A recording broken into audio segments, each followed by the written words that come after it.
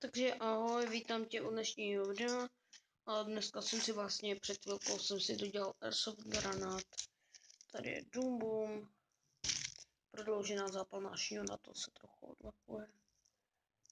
Zápalná šňůra, takhle se čísel. Airsoftové kuličky. 20 gramů. Vlastně a to je tak všechno pedlávé.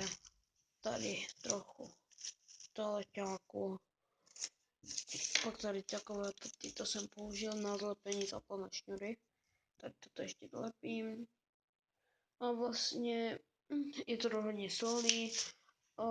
Prostě ti, co neumí s pyrotechnikou nebo tak ať to radši nedělají. Když tak bych vám dal návod, ale to v případě, kdybyste si ho fakt vyprosili.